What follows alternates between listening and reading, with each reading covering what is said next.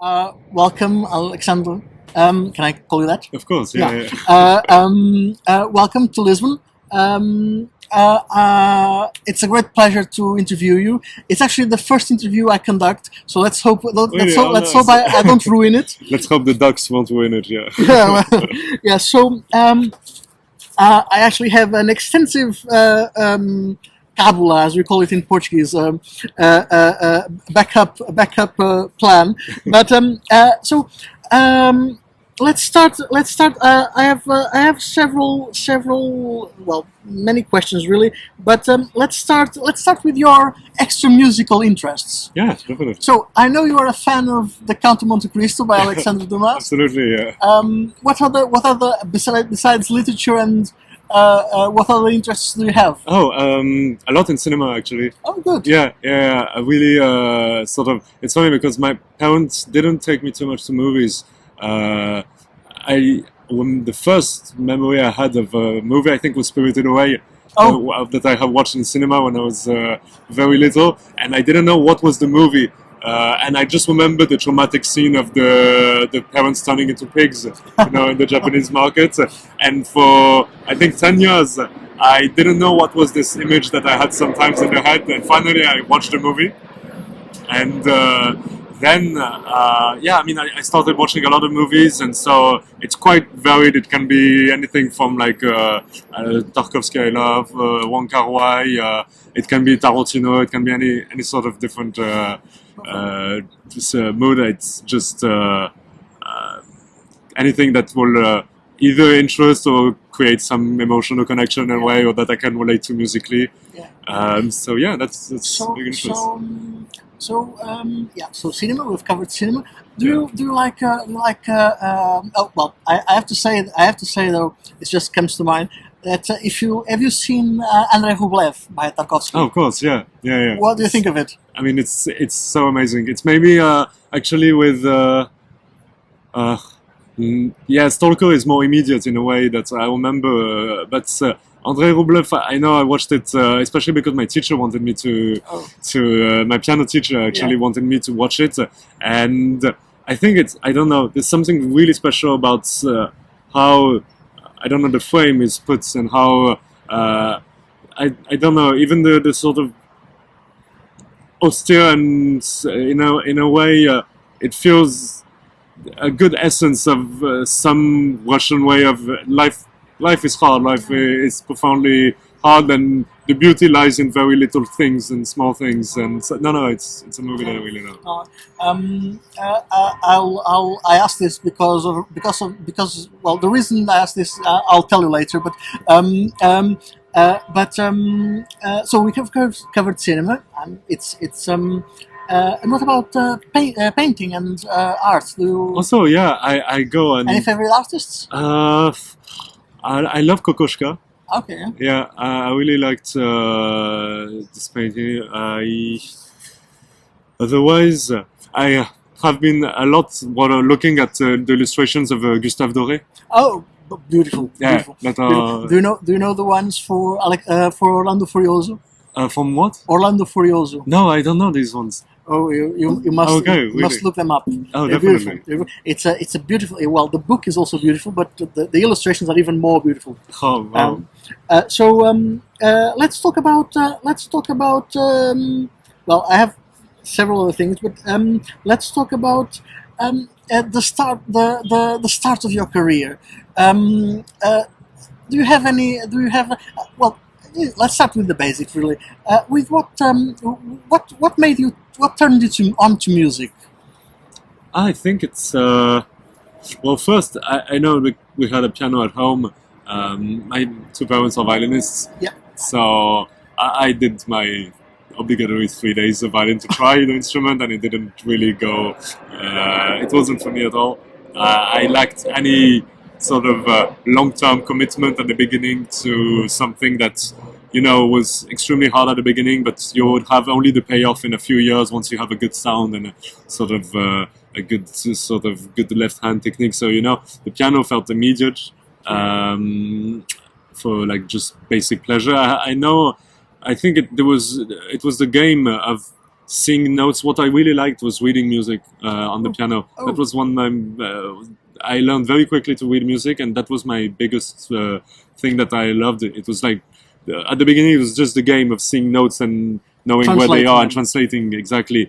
And then it stayed, and I always symphonies, anything that I listen, I do. You always find reductions of piano for every score, and just I need to at the same time hear it and then feel it with my hands in a way. Do you like Liszt's transcriptions of Beethoven? Oh yeah, of course. Oh. I like them because I think there are some that are nearly unplayable, like the Eighth Symphony. The last movement is nearly unplayable. It's terrifying nightmare. But I think, for example, the Pastoral is incredibly well written for the piano. Also the Fifth, of course, is more natural because it's more concise, so it works also on the piano. I think honestly the Ninth works also incredibly well, even if it's probably one of the greatest technical challenges there is.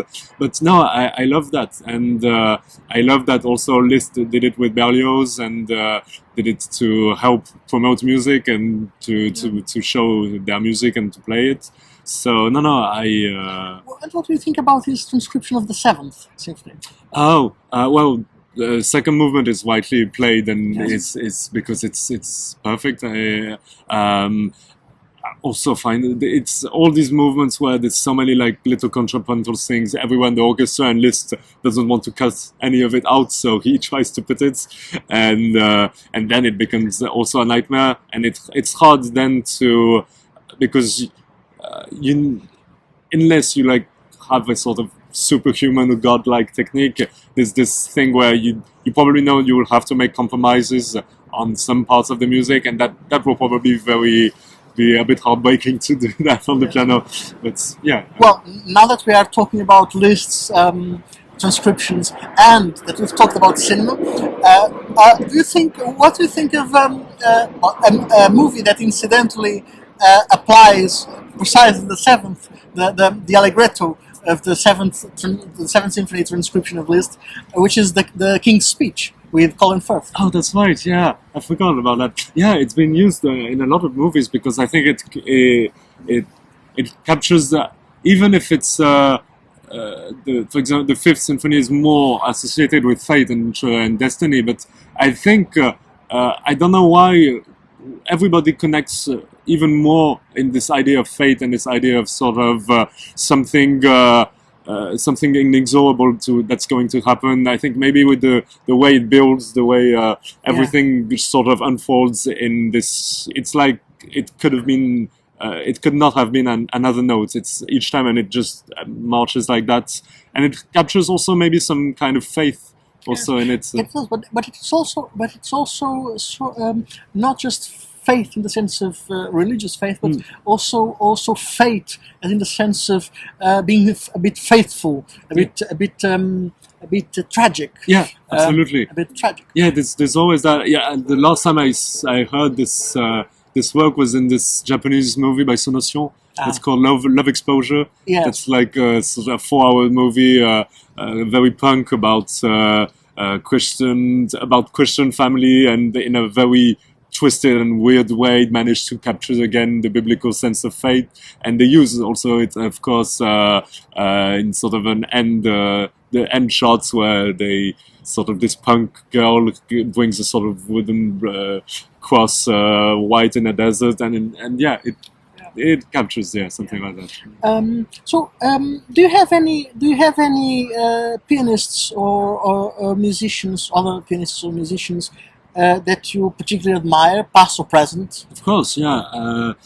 I mean, I think we all grow up and evolve by actually learning from others. You cannot evolve on your own, and so yeah. I mean, I think it's more generally musicians that I don't know will bring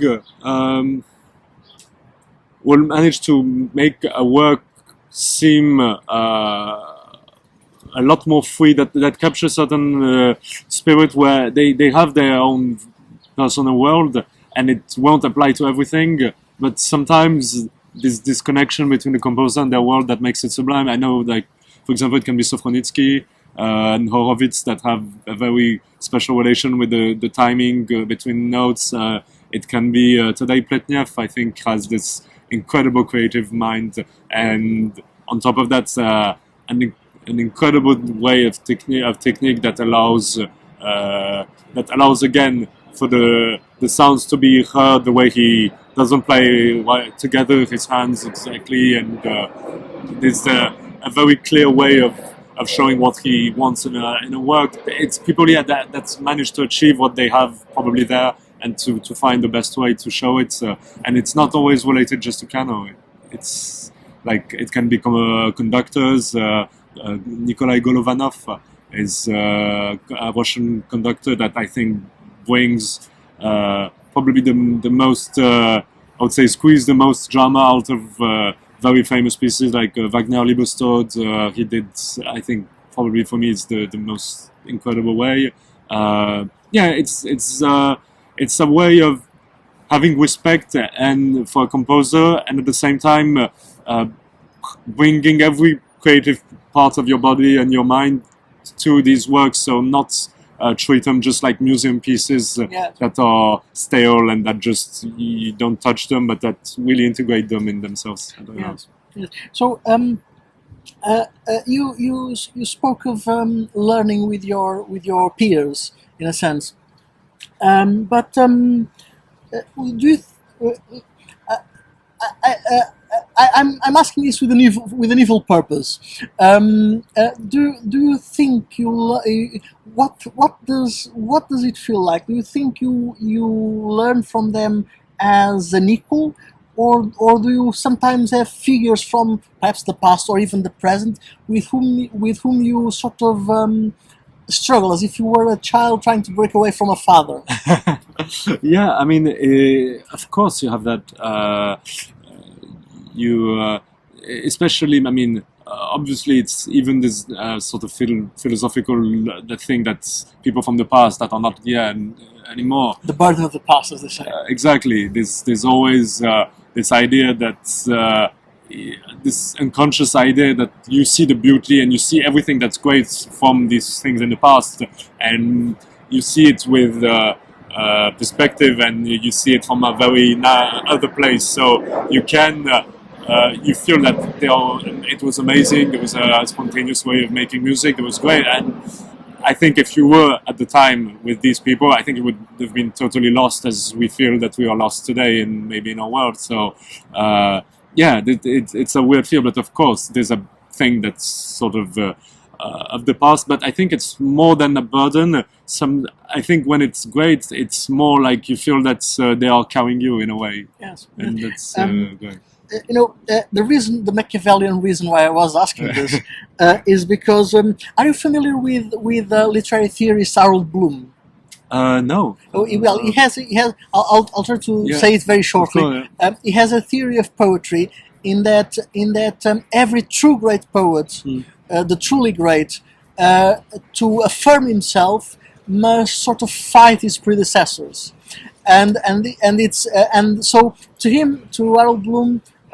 Literature progresses or art progresses because fathers and sons are sort of engaged in a process of letting go and overcoming and misreading. So all starts with an act of misreading, and then from there you go and overcome your predecessor. Definitely. Do you think this applies to the history of music as well? Oh, definitely. I mean, when you see literally all the changes, the end of an era and the beginning of an era, they all went with contradictions of we want to stop with this, so we will go there. Beethoven with Haydn, for example, it was the same sort of idea of, you see some, I mean, in Beethoven you feel that even from a small age he was already ready to burst out. Of course, there's that. But in a way, I think, music-wise, there's also sometimes it all depends. I think on personalities also. Yes. You see, for example, people that maybe like Schubert, that they were a bit like, I don't know, transparent and ethereal. They were just there, and still treating Beethoven as God, but not thinking about his influence anything, and his shadow. Yeah, and not thinking about overcoming or anything, but just trying to struggle with his own problems and his own life, and not being recognized, and suddenly you realize that he was maybe the most, after Beethoven, the entry point into romantic era. So it really depends. I think there are a lot of personal dramas and conflicts, and that they often happen as every child grows into a sort of overcoming of any sort of figures upon you that were on your shoulders, and trying to find your own way. So it's a bit like perhaps it's a bit like instead of having your devils on your shoulders, you start being sort of uplifted by them. Yeah, exactly. Because in the end, of course, there was a lot of conflicts, but when you see, for example, the progression of harmony, or you really feel that every composer, for example, at the end of their life in the classical period, Haydn, Mozart, Beethoven, they all really focused on Bach, for example. And that's when they, at the end, produced the late string quartets for Beethoven, Mozart, the amazing last works, the Requiem, the last symphonies, and yeah, I think that's something to account for. It's really like have the best people of us, the best of us, be as a support for us. Yes. Yeah. Well, there is a famous medieval adage. I think the author, the one who originally said it, was Bernard of Chartres. He said that the newest artists or the newest philosophers are always like dwarfs uplifted on the shoulders of giants. It's a bit like yeah, I feel that. Yeah. Do you in this context, do you worry with what will be your legacy as an interpreter and as a musician? It's funny because I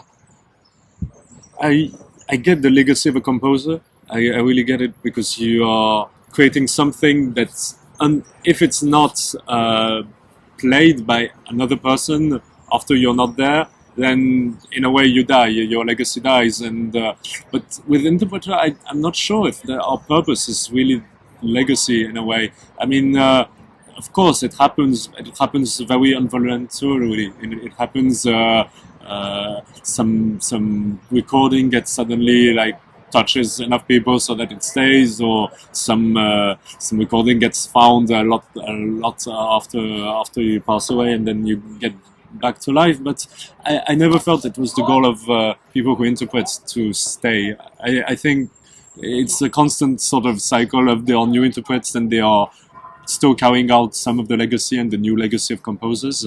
I think that's maybe the difference with in a way old times, because we are only interpreters, and at the time it was rarely the case. You would compose, interpret, and improvise and do a lot more things. So probably you're more complete, and of course you would probably feel more that you needed a sort of form maybe of legacy. But today, being for now, so for in my case, only somebody who plays music that's already been written.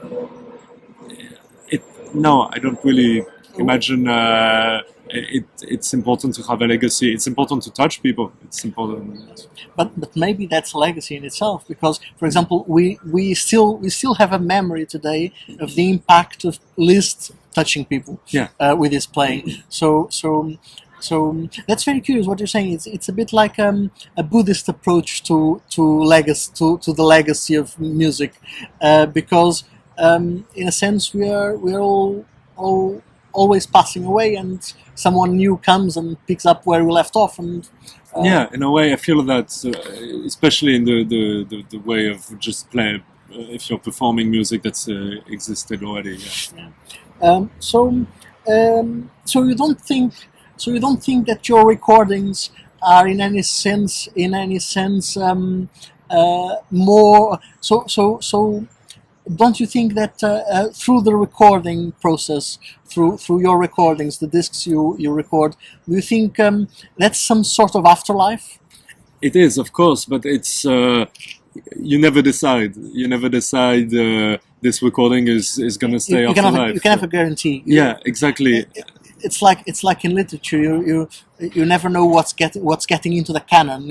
Exactly. And the canon changes, and But so let's talk a bit about your relationship with Bees, the publisher. Definitely. Do you? Well, I wanted to what are your impressions? As for us who are on the outside, Bees strikes us as a publisher who, in a sense, which is a publisher for audiophiles, for people who worry about recording, the quality of the recordings. Because, your recordings, for example, not only yours, I think everything I have heard from Bees is excellently well recorded. Incredibly well recorded, yeah. Do you think was this a reason why choosing Bees to record with? Well, it was quite a bit of luck at the beginning because, the owner of Bees, Robert van Bach, he was, at the time, a sound engineer. So he created his company having the ear for music and having the ear of knowing what the sound is like. And so when the company started going, he was still in charge of everything and he was still wanting so that every recording is still available. There's no archives and there's no thing that aren't there anymore. And he surrounded then himself with people he really wanted and that would carry on with what he was used to doing. So we are lucky. There are mostly teams of Nordic sound engineers or German sound engineers. And my dad used to work with one of the sound engineers from Bees, who's called Jens Braun. And when we did our first recording of Liszt concertos, Bees wasn't at the time supposed to do it. We sort of did it for ourselves, and we did it with Jens, who was I discovered he's literally the third mind of the recording. Because you when you play and you do the recording for hours long and you are lost inside, he's like the voice of reason that tells you, and he's a good psychologist also and an incredible sound engineer. So then he said, okay, I really love it, let's I will send it to the owner, and the owner said no, it's great. So it was more a gift from them to me. They trusted me very early on, before competition, before anything. And it seems they were proved right. But if now I can sort of repay back and then on my end help them a bit also, it's like so good. Yes. And that's well, I think we may say that's very noble on both parts, on your part and on their part. On their part for having invested in a rising star, and on your part to want to repay back. It's curious how humane these relationships can be when you're not looking at them. Exactly. And they have also this incredible thing about freedom. Also, you never feel that any decision you will make is extra musical, or when you choose a program of a recording, or you choose how you would do it. So it's a big luxury.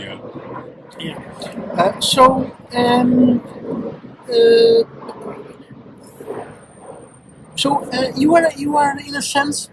I have another question about the recording. Do you get involved in the process of producing the recordings? Do you discuss with technicians? Do you engage in dialogue? Oh yeah. Do you demand things?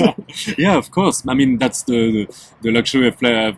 I do always my recording with this guy from the Jens from the it's been already 6-7 years now. So we know really each other well, and every recording we discuss already before the sort of kind of picture sound we want. Do we change for some pieces? Where do we record? How he always knows a lot of places, so we always discuss in advance, and then once the recording we've done the sessions, and there's always during the sessions we listen a lot together, and we change a bit directions, and then at the end it was always important. My dad used to do that, and he passed that on to me, that even if it's tiring and it's terrible for your mind, I always ask to have the whole wash, the like 10 hours wash, 10 or 15 hours wash, and I do the editing myself. Okay. Not on the computer, but I select everything on the score, and I say this for this and this, and then I send it to Jens, and he does it, and sometimes when he thinks I'm doing a weird thing, or maybe so he doesn't say to me he didn't do what I said for something, and if I notice it and I really want that, then it's a good test of it's to be important. So no, it's a terrible process, because you spend a week at least on that, and you get quite paranoid, because at the beginning you start and it's fine, and the more you listen, the more you focus on little details that aren't important, and then you get psychotic. Yeah. Well, I completely understand it, because it's like writing. It's one is always after the perfect expression, the perfect note, so to say.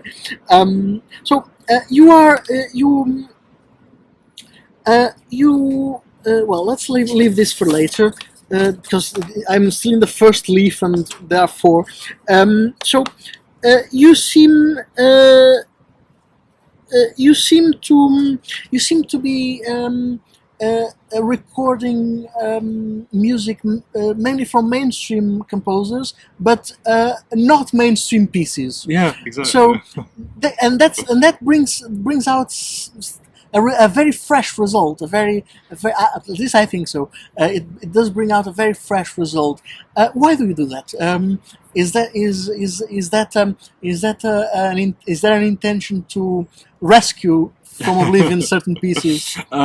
I'm not sure if the intention is really to rescue. It's more than a sense of curiosity of discovering works that it's hard. I think one of the most tough things we have to do is when you have to play something that you've listened to 100 and 200 times by so many different people, and that you feel, okay, what can I say now? It's a terrible feeling of it's been done so many times. So once you find by an amazing composer some piece that because it's a great composer, you will, even if it's not maybe as I would say as wound, as perfect structure, it's always special, and it always has something great to say in it.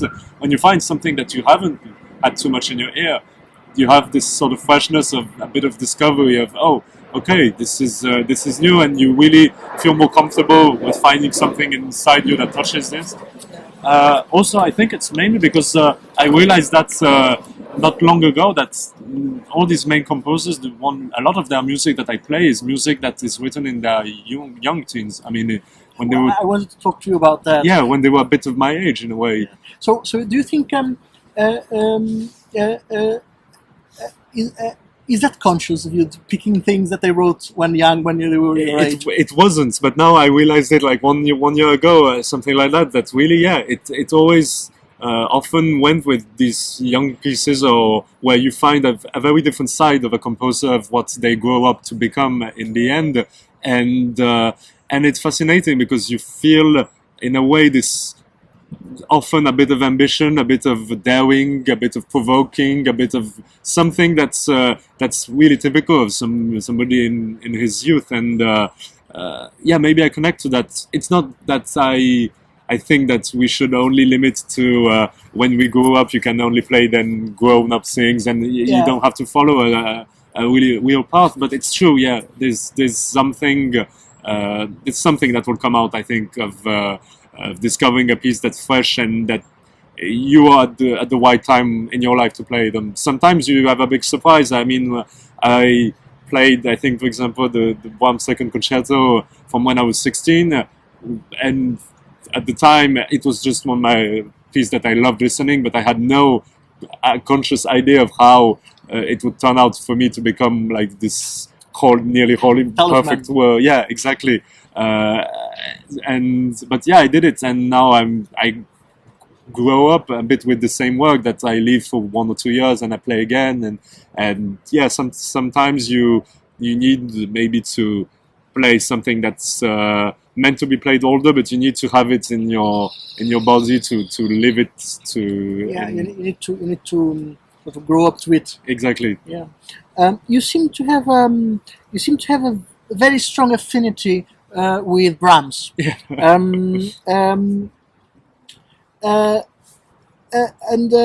I was discussing this with my colleague who was supposed to do the interview initially, and we both think that you seem to be one of the very few pianists who manages to do justice to all the dimensions of Brahms. So both his structural architectonic mastership, and at the same time his romantic and emotive side, it must be very difficult not to manage to hold in a balance all the architectonical perfection and at the same time the emotion. It's extremely hard, and yeah, you said exactly. I think it's Brahms is a composer of incredible balance in all this. He's a balance for me, even in the history of music, in a way. Yes. Because he's at really the sort of end of staying with this architecture process, this idea of little motifs that will grow up in becoming symphonies, and never letting just for the sake of it to play some. Okay, let's do that. Why not? Everything you feel and is there for a purpose and is there for a meaning. And at the same time he has this incredible life of doubt and struggle with himself, struggle with his love, struggle with his. I mean, maybe one amazing example is him who is so tends to really stick to music as music, and it's not something else, and it's in itself an art. But when he was young, in the ballades he played, the first ballad is the only real extra musical official work which was based on the Scottish sort of medieval poem, and it's literally based on this Oedip complex of a son killing his father because of his mum. And when you see that it was exactly the time where Schumann was sent to the asylum, and it's very curious to find all this emotional turmoil and all this sort of darkness in him, when Brahms is more affiliated with this round sort of big and easy and big mountains. And when you see these young works where you really feel an edge, you really feel something that's stinging, and that's as cutting than Liszt, I feel, and also as experimental as Liszt in his young. So I love the journey of his life, and I love the journey of his music, and I love also the fact that he tried to touch every genre of music, and in his own way he tried the genre of symphony. Even if he was frightened by Beethoven, he did it. He went to chamber music, he did every type of music, and he did it with a sense of perfectionism and a sense of dignity. Yes, you mentioned in one interview you gave the dignity of Brahms's emotions, in a sense. Yeah. That's very curious. That's very curious because we have this idea of Brahms, the big bearded gentleman, and we have this idea of Brahms as someone rather solemn, rather. And then on the other side there is all this inner world of turmoil, and definitely. And there's a world just like Beethoven of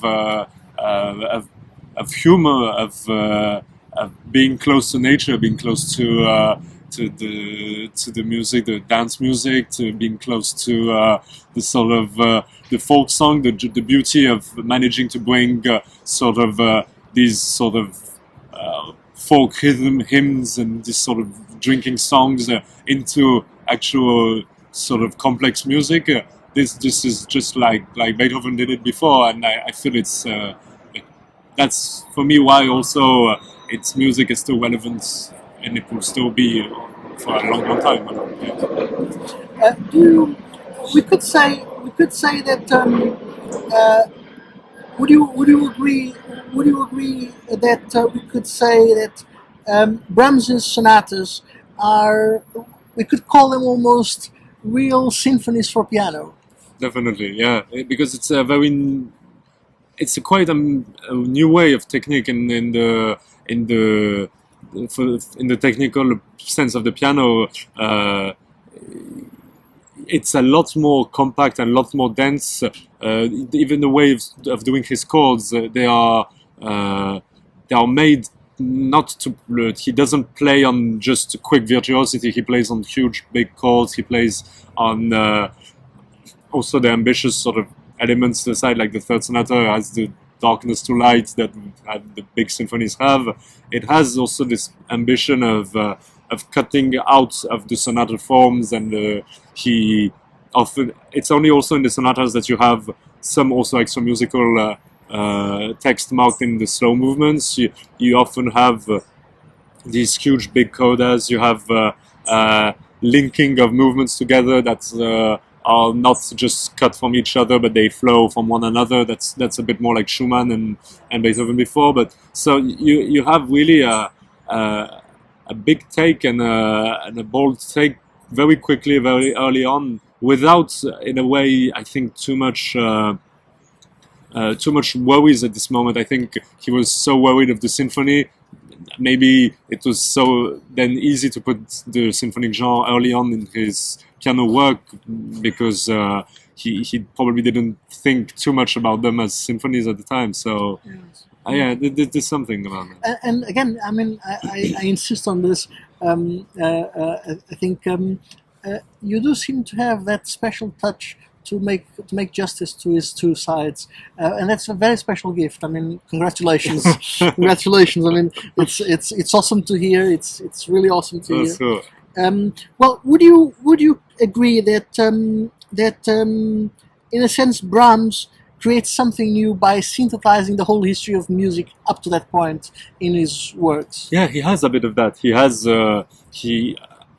what's sure is that definitely he doesn't leave past aside. He tries to keep Bach, he tries to keep Beethoven, he tries to keep a thread that keeps on and tries to be part of this thread. At the same time, he really, I would say maybe, I don't know, if, in a way then he distances himself in a way of he doesn't I don't think he wants to revolutionize anything after that. He maybe wants to revolutionize in his mind or in his in himself, but it never feels that especially as he goes on, because when he's young, I think the sonatas and the first concerto, up to the first concerto, this is the moments where he wants to revolutionize and he wants to bring everything. The first concerto for me is maybe the best example of taking a genre further and really bringing a revolution to how piano can be part of an orchestra and battle him on equal sides. Then after that, I feel there's a period of, in a weird way, of going even deeper, going even in more complex forms, and more playing more with rhythm, doing a lot of little revolutions, but they are very little, and they are not trying to provoke big societal shock waves. Exactly. Yes. Yes. Do you have plans? And this is trying to get your secrets out of you. Do you have plans to record Brahms's concertos? Yeah, definitely. I'm sure of it. I don't know when. I really don't know with who. It will be a very important question, because exactly. The orchestra is so important. The orchestra has so much voice, and you should have the same relation with the composer as the music has between the piano and the orchestra. That means you have to at the same time fight, play together, be part of a whole, and to find people with who you would do that. I think it's very important to not choose an orchestral conductor or try to work with an orchestra and a conductor just because I know the name, I've heard him. I think you really first need to work and play with people and then build some rapport between them and before playing them. So I'm not sure if it will be soon, but yeah, definitely it will happen. Well, I'm looking forward to it.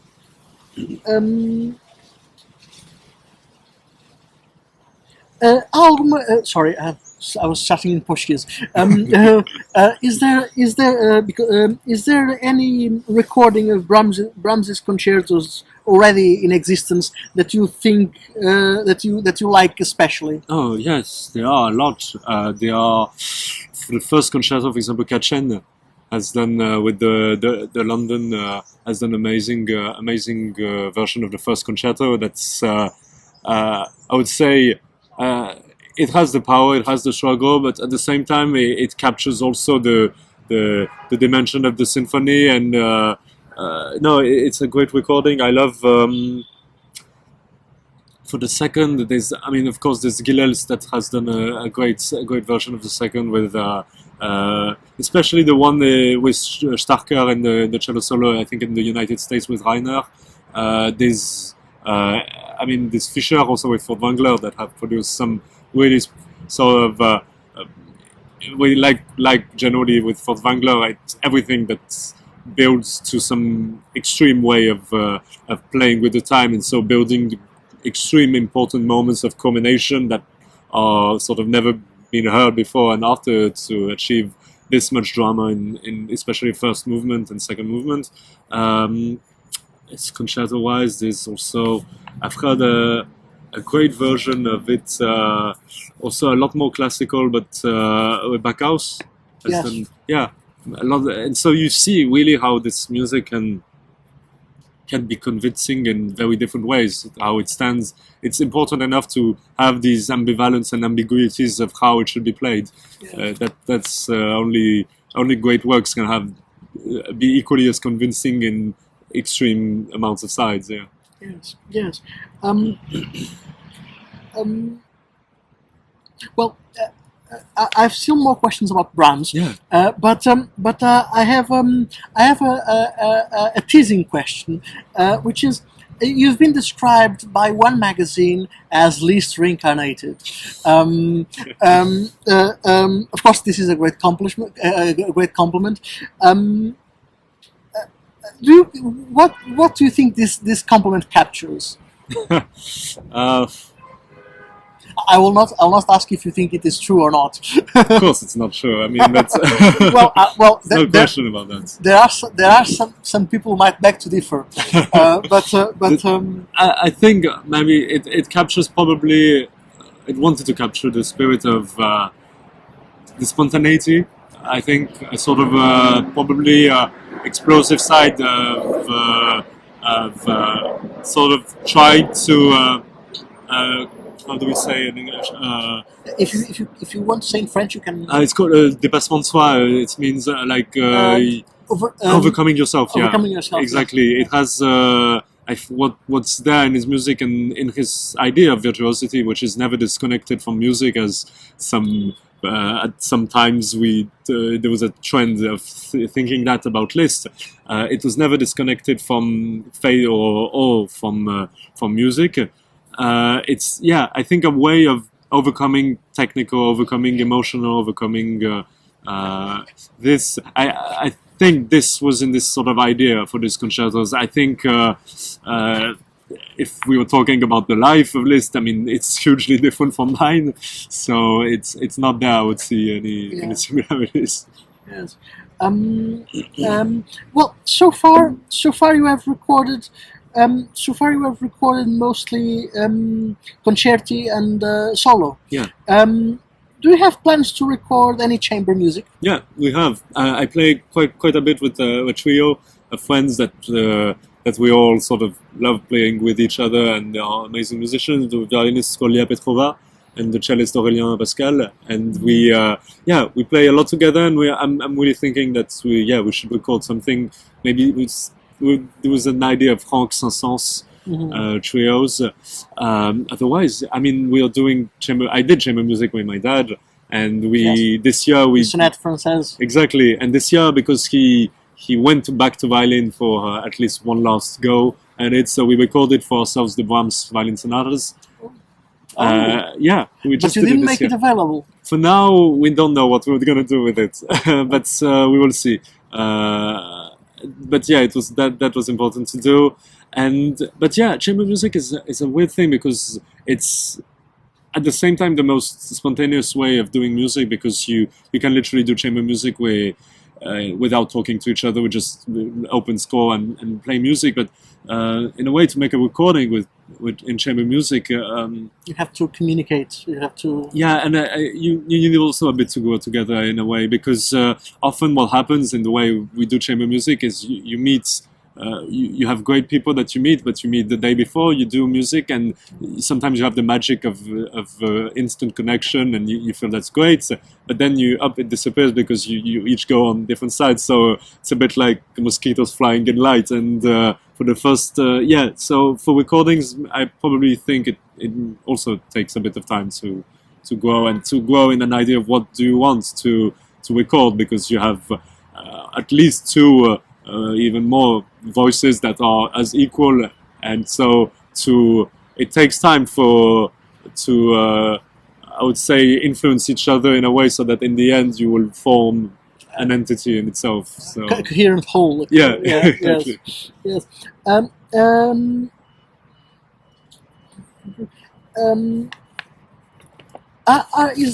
Is there any chamber piece that is particularly dear to your heart? Yes, there are. I know that Souvenir de Florence Tchaikovsky was always something that for a long time was there around me listening to it. The late string quartets, Beethoven, definitely is something that's the most great way of finishing one's life, and focusing on the end on different priorities.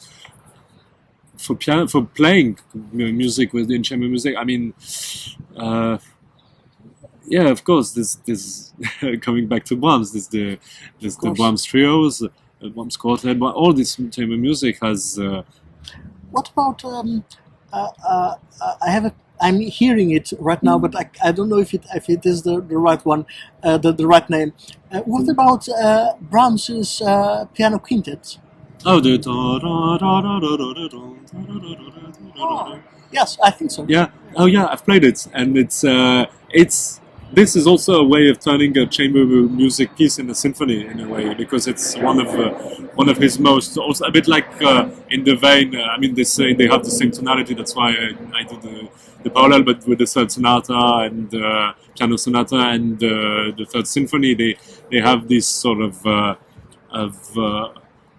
I would say it's funny with this chamber music. It always has an aspect that's quite enjoying life between people and being very down to earth, and at the same time, what he builds with it is huge in proportions. I mean, it's one of the most I would say dark pieces, and exactly. Sort of going to no end, like being chased by demons in a way. At the end, you have this feeling. The last movement opens up like the Beethoven string quartet's ways. It has even it turns some pastoral moments or some peasant dance or some sort of down to earth things into like frenetic, crazy statements. So it has a way to maybe just blowing out proportions out of. Something that should have been something more comely.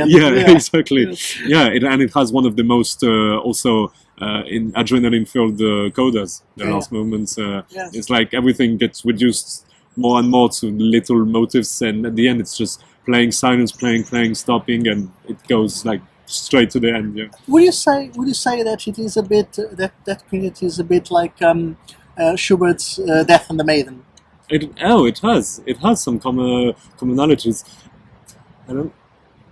Maybe I would in proportions affiliate it more to the quintet, the string quintet of Schubert's, because especially for example you have the same parallels between made. For example, the third movement is in the Schubert's also this sort of country dance that's taken to quite extremes.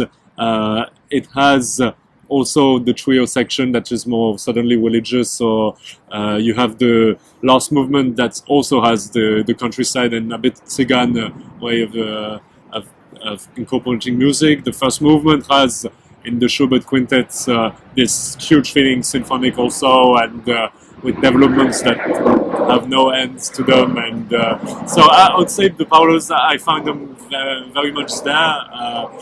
Then, yeah, I think the Schubert has a sort of closer feel to, has a more detached way,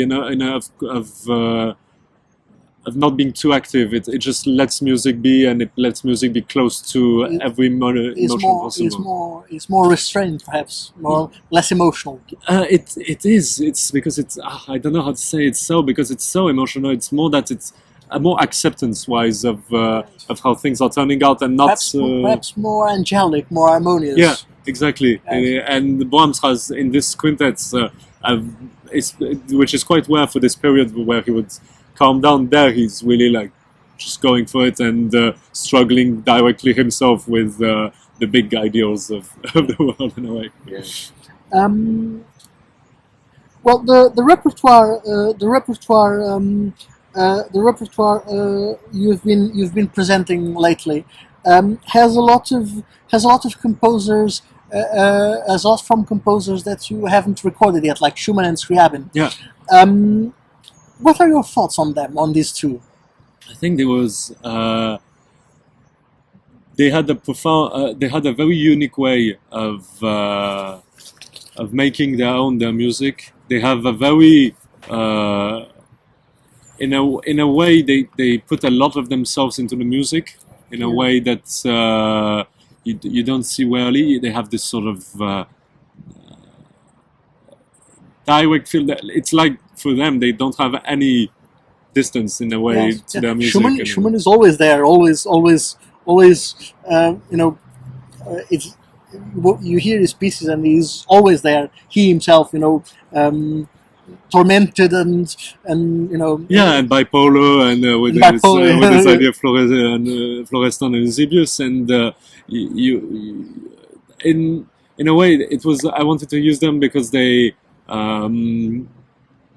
Especially for the second part of this program I was doing, it was between Liszt and Scriabin, having these two ways of what's after life in a way, and how do we go there, and how it will turn out. Liszt with his very romantic view of death, and going to Dante, and going to Victor Hugo, and going to and exactly, and imagining even himself like sort of in the end of Dante, sort of overcoming a sort of death and overcoming a hell, and having these elemental clashes, and Scriabin in a very more close to nature, imagining of how he would cross the path between life and death would be crossed in a sort of by a sort of cataclysmic nature, dissolvement of flames, of molecules burning, this sort of white lights that are a lot more mystic than Liszt. Also, for example, that Vers la Flamme it's all about like this heating up of the earth and crossing this sort of mystical portal. And Liszt, it's the gondole of Venice, and this romantic idea of just this long nights on the boats and going and crossing the realms of life. So I put them a bit together to have one little journey in a way. And it's very sorry. Yeah. Please continue. Yeah. Oh, and Schumann fit a bit. I felt in the way that he, before this traversal to death, with Schumann you have always, even in his most because it's a young piece, it's in a way it's his beginning of loving Clara Schumann, and but you already feel a lot of moments of big tragedy and big sort of really dark thoughts in something that should have been a young sonata that would have been fresh. You have this very twisted, grotesque way of seeing some parts of life in in a way. I mean, all that is, it's more like feelings than actual. Yeah, but thing. I mean, feelings are very important to music because, Yeah. as you know, it's though sometimes, and this is a philosophical problem because though sometimes we cannot say that music means anything, it does convey things. Absolutely, It does convey things. it conveys everything, but it's true. Yeah, music is just music, and you can of course attach stories, but technically, and I remember Bernstein and his like young conferences to kids. You can make any story about music and convey it as it would be it. I think he did Don Quixote by Strauss, and he told them a story about Superman escaping a prison, and it worked perfectly because he linked every part of the story to moments. So it's true. It doesn't mean technically something. But it's also one of the best ways of answering in ourselves some questions and arriving to terms to some things and growing up. And it's a bit tragic that we have I think we have a language in music still. Yes. We have grammar. Yes. We have actual things but they are in a way incomplete, and we have to complete them. We can't know for sure that there are some rules of how we should perform. There are some. In a sense, it is a signifier without a signified. Yeah.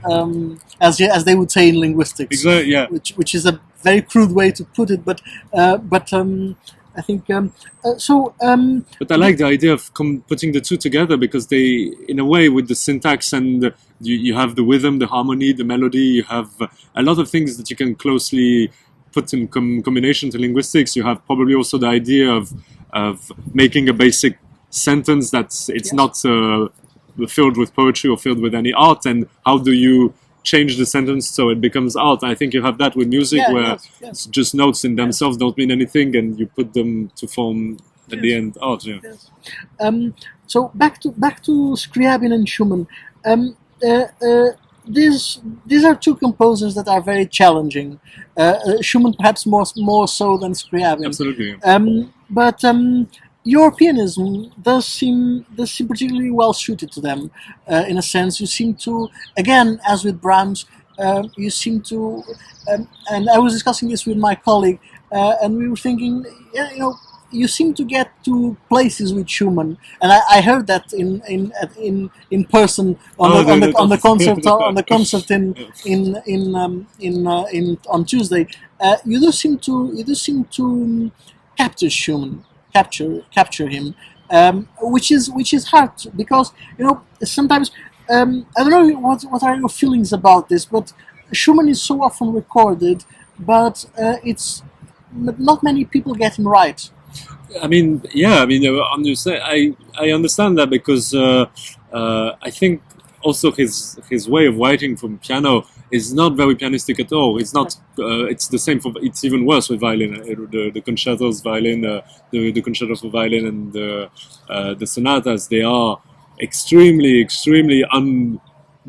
unnatural and so. But I think part of the interest is being uncomfortable also because I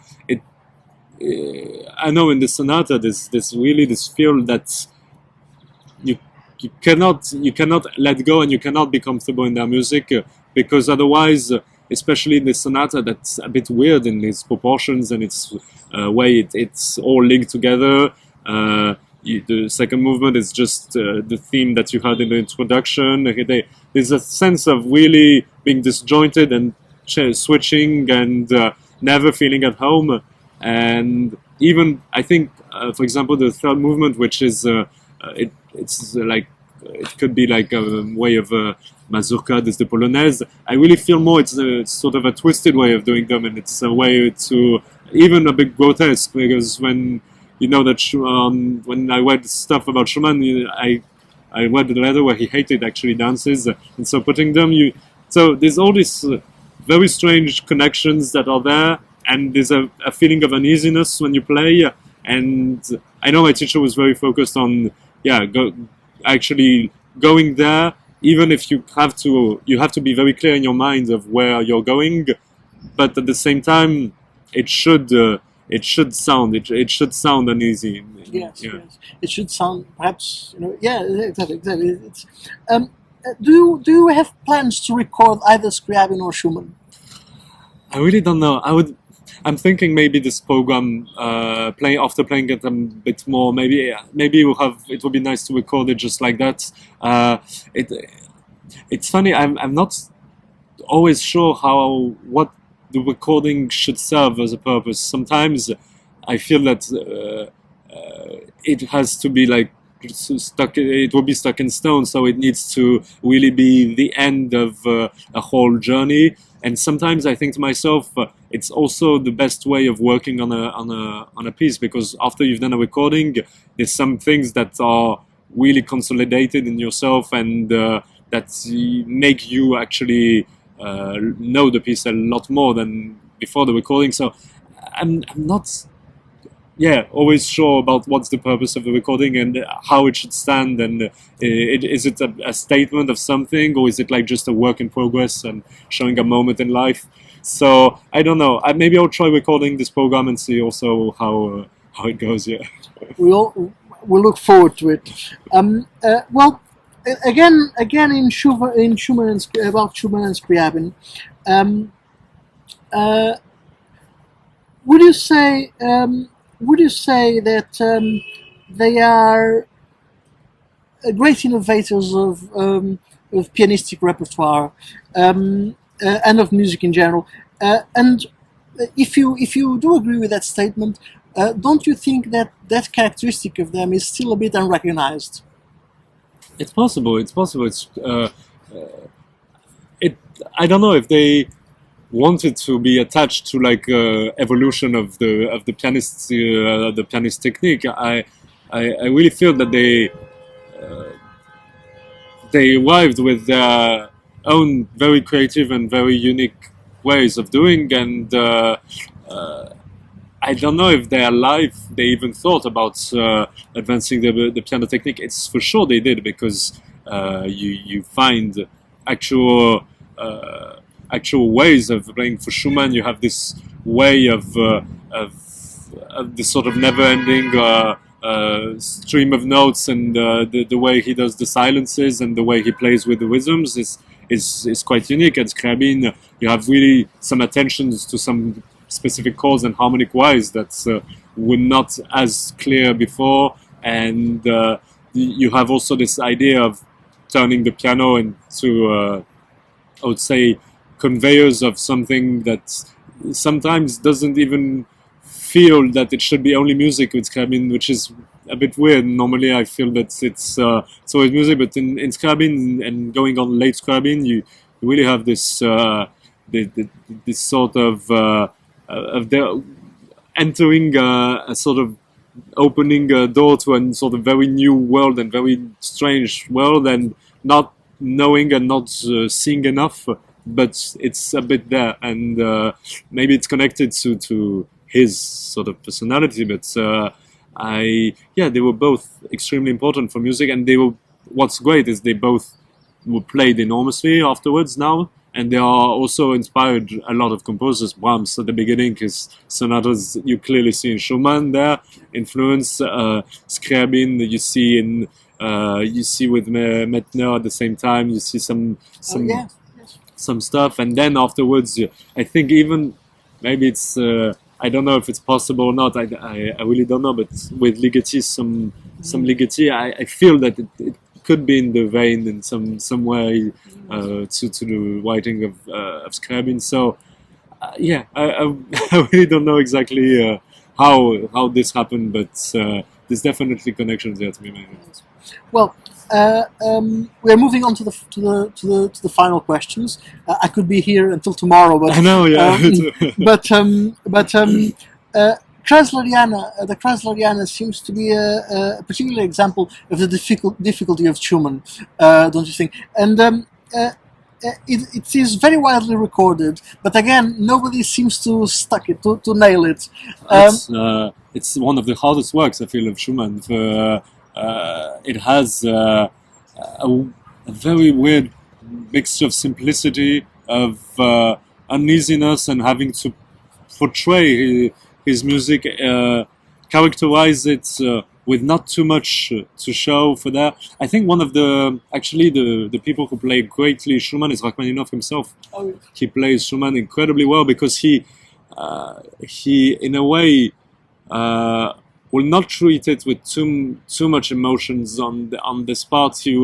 Which is quite unique. He does that with Carnaval incredibly, where he characterizes, but he stays to what Schumann wrote. He stays to a tempo. He doesn't do the traditional things of changing tempos all the time, which is quite funny with what Schumann wrote on young piano. He did a whole essay to young pianists, and there's one where he says it's very important to keep in time and very important to not do too much with time, and that's probably why he wrote so many changes of tempo in his works, because apart from that you don't need to do too much with the time, and Rachmaninoff does it really well, I think. Yeah.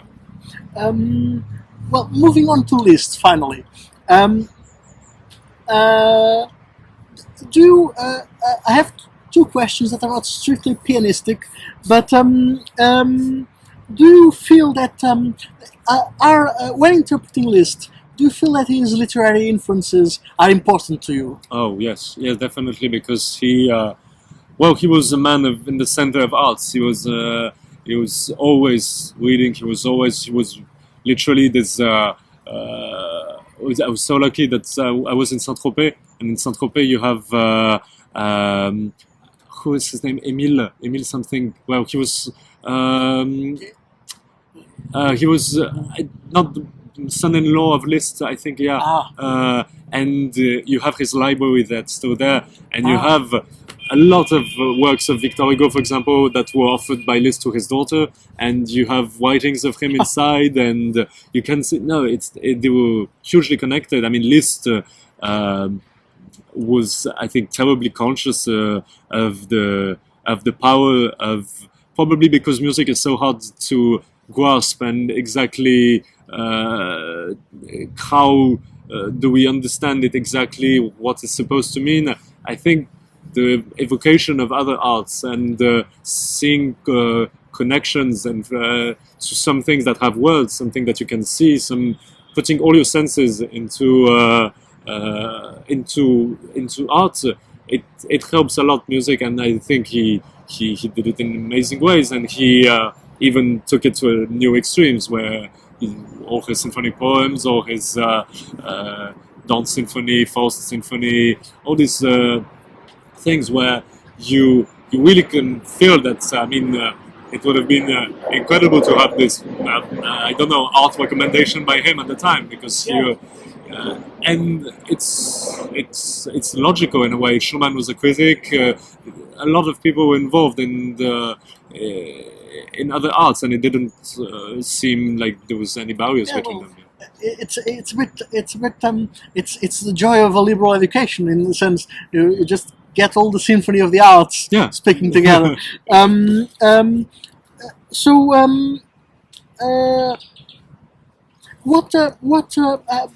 Coming back to a question I already said I would ask, what do you think? Well, Liszt was a Franciscan tertiary, as you know. What do you think? Do you feel the influence of Liszt's faith in his music? Oh, that's obvious. The ways, especially when he turned off of the piano recital star, the all his struggle about his identity and his double way of seeing life.